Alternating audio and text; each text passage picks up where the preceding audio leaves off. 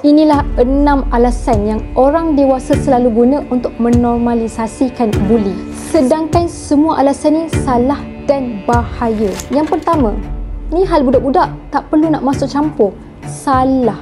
Kalau dibiarkan, perangai membuli akan terbawa hingga dewasa. Yang kedua, buli dah jadi adat. Salah. Tiada masyarakat bertamadun anggap buli sebagai budaya. Ia tanda mundur. Yang ketiga, biasalah semua orang kena buli. Salah. Buli bukan norma. Kita kena biasakan yang betul, bukan biasakan yang salah. Yang keempat, sikit je nanti jadi tough. Salah. Buli tidak mendidik, sebaliknya melemahkan jiwa. Anak muda perlu diberi ruang dan tanggungjawab, bukan dibuli. Yang kelima, perangai dia memang begitu, biar je lah. Salah. Tingkah laku memudaratkan, mesti dibetulkan dengan intervensi, bukan dibiarkan. Yang keenam, hidup memang macam ni. Salah. Hidup tak sepatutnya sengsara kerana buli.